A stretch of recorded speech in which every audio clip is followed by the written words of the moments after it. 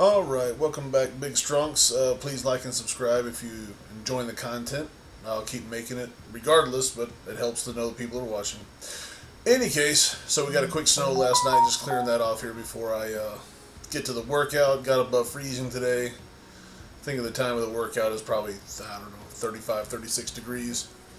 Doing some quick warm-ups here. Shoulders. I could tell right away my shoulders on the overhead press weren't feeling very good. So I took a little extra time, did some band work on the shoulders, really warm them up. Especially since today is everybody's favorite day, unless you're the John Paul Sigmarsson, who really loved deadlifting.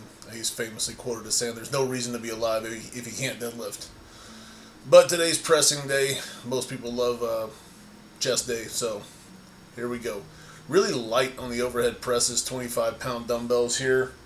Could tell right away the overhead pressing. You can see I already set the bar up in the background to do some barbell overhead press, seated overhead press.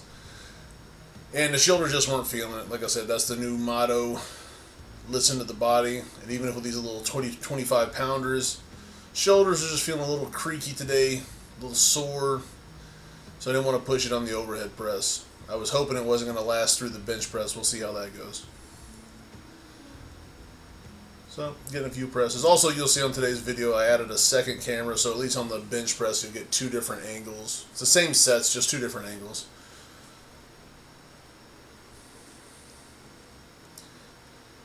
Ended up putting the back seat up on the bench there just for some support. I was hoping I could help isolate my shoulders a little better to where they'd feel better. It didn't quite work out. Still, it felt okay. It felt good enough to get a couple sets in at the 25 pounds. Also on the bench, taking it nice and slow. This is the first warm-up set. Started out doing sets of 20 on everything. Again, I use that thumb over grip. Yeah, it's up to you to decide how you want to bench or how you want to press. I've been thumb over grip for 28, 29, 30 years. Never dropped the bar. It's at this point, it's just the way I grip the bar. It's just more comfortable for me. Did a nice stretching routine before the workout today, get the quads loose, because my bench has a slight decline to it, so my butt's up a little higher, so helps to have those quads stretched out so you can get your heels on the floor easier. And the workout today on the bench press is basically just adding a 10 to each side after every set, and I'll just keep going up that way. It's a nice slow progression up in weight to really feel how the shoulders are working. The warm-up set felt good. Nothing, nothing out of the way. So I added a 10, doing another set of 20, and it felt good as well. You see, I take a little bit wider grip. The other day we were talking about narrow grip on the bench press. Really, narrow grip is you could take and move one full hand width inside of where my hands are now, and for me that would be a narrow grip bench. Not really doing a lot of arching here. Added another 10. Not doing a lot of arching, nothing special here because the weight's so light. There's really no reason to. Just kind of trying to focus on feeling it in the pecs. You see also it's kind of, I wouldn't call it exactly a partial rep, but I'm not fully locking out. I'm kind of doing a partial rep, probably 3/4 rep, 80% of a rep, all locking out. I'm more worried about how my shoulder and chest feels here. I'm really not worried about really locking out. It's not a competition or anything like that. I'm just training to try to feel good. So a lot of times locking out tends to get my elbows talking to me. So here's that same set from a different angle camera. And the camera actually ran out of memory, so I've got to order some more memory for it. So at least on the home videos, home workouts have two angles. Hopefully this is helpful. I know it's helpful for me because I've never really recorded myself lifting. What I was pleased to see is on a lot of these sets, I seem to be pretty symmetrical on the straight-on view here. Controlling the bar, there's not really any bouncing. I'm just kind of doing a touch and go, not really a pause rep. As the weight gets heavier, you'll see I'll do more pause reps, just to really set in on the bottom, make sure I'm good with the position. Add another 10. If you notice there was already 5s on there, so this is equivalent to having a 35 plate on there. For regular bench, I set up the same way every time. On my particular bar here, I know that my ring finger and my middle finger kind of go over this fat, smooth part in the bar. A lot of people say set up with your forehead under the bar. On my home setup here, I'm able to set the bar up high enough to where I'm almost at lockout. So whenever I unrack the bar, I don't lose shoulder position. I don't lose my shoulder blade positioning. And I generally set up with my eyes to nose under the bar, so that as I come up, I'm ready to rack the bar. It's right there.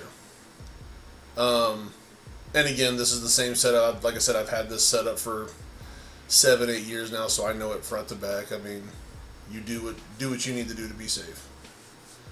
Same set from another angle. Just in case you're curious, that's my stopwatch in my hoodie pocket. So that first rep, I'm always kind of real slow on that first one down, really set in the position, kind of lock in where I'm going to be hitting that rep. Just depends on how my shoulders feel. Sometimes I'll go low to the solar plexus. Sometimes I'll go above my nipples. It just depends on how the shoulders feeling and how everything feels where I put the bar placement. Today, everything was feeling pretty good. You know, my right shoulder does still feel a little bit out of sorts just because I haven't been lifting, but all in all, pretty good. All right, finally a true plate, 45-pounder on the bar. I mean, really, under normal circumstances, these are all warm-up sets, but it's my working sets today. And really, this workout was just about getting volume. Since I don't bench at the gym, whenever I bench at home, I'm just trying to get as much volume in as I can, get all the little muscles and everything accustomed to working out again before we start taking off on any sort of strength program.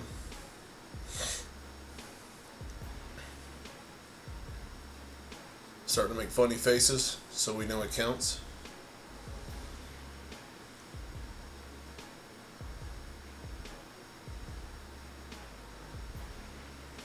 I think here I'm still doing a set of 20. And I don't know if it's just the lighting or what it is. It seems like my right arm might be longer than my left arm, which that's probably natural. Set in that first rep nice and slow. Once I get where I want to be, then I kind of get in the groove and just keep the rep going.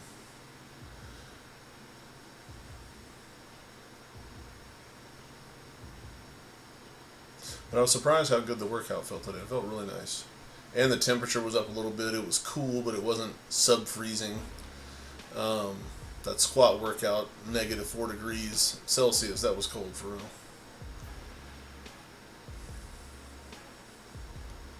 All right, we got a plate and a 10. Big boy weight.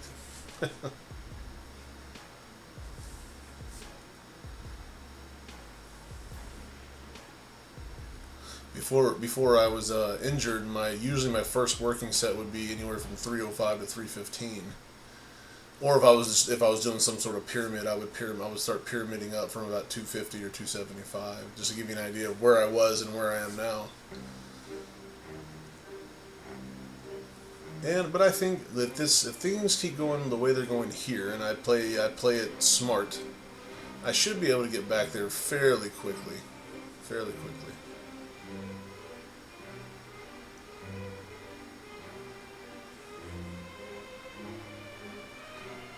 Any tips for anything anybody sees on the bench press, any areas to correct, I'm all about it. Let me hear it.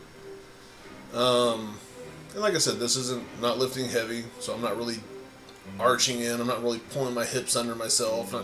Not doing too much driving through the heels. I'm just trying to keep a stable platform to bench off of, really. I will say one thing I do not like about my bench. It's a little bit narrow. Sometimes if I'm going to true flat bench, I will turn it around and I will put my shoulders where the seat part of the bench is, because it's wider there. I just feel like I get more support, whereas where I have it here in this slight decline, it takes the stress off my shoulders, so I deal with it being more narrow. That's the better trade-off of the two. But that's my number one complaint, is it is a little bit narrow.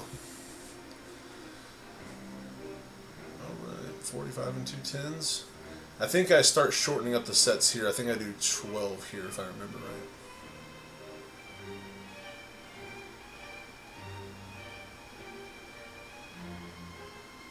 You can see not really having an arch, but I am starting to push through my hips a little bit.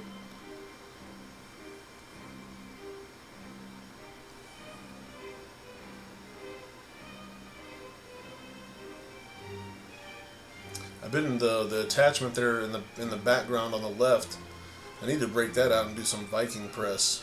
One thing I have found though with once I put it on the bar, it's hard to get it up in the start position if you're standing. You almost have to either be kneeling is a good way to do it, but even then it's difficult to get it up into the start position from kneeling. Any ideas on that? Happy to hear them. It is really good for linebacker squats though. I have found that. I haven't gone very heavy on it, but it's fairly comfortable and a good position for linebacker squats.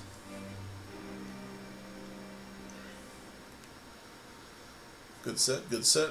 On this last set, I was thinking about going up and hitting a little bit. Oh, this is where my camera died, so I had to switch my other camera to this straight-on view. I thought it was more useful. So here we have, I believe it's 210. Be the same thing as a 45 and a 35 on each side.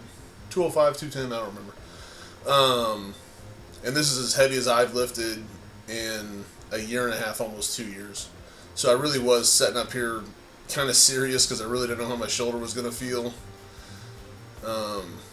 And then once I got it down into position, got that first rep, I was okay, it felt good. It felt good. And so went ahead and repped out 8, I think, here.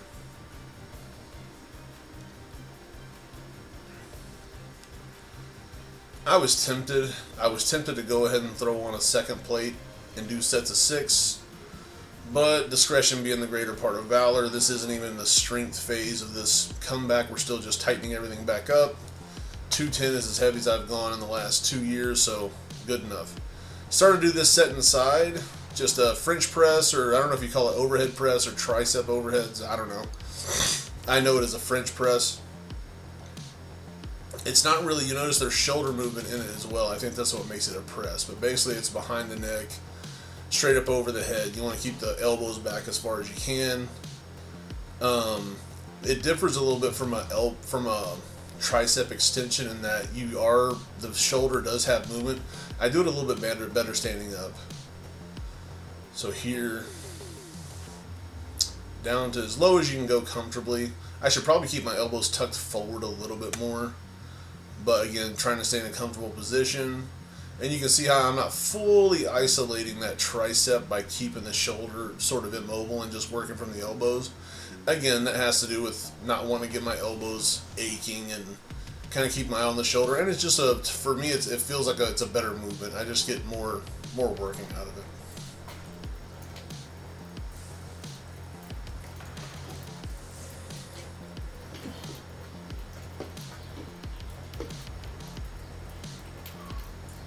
This will be the last set here.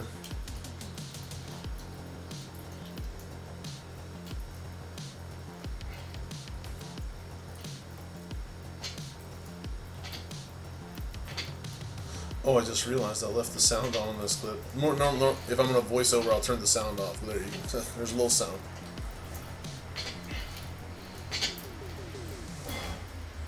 Huffing and puffing. And that's the workout. So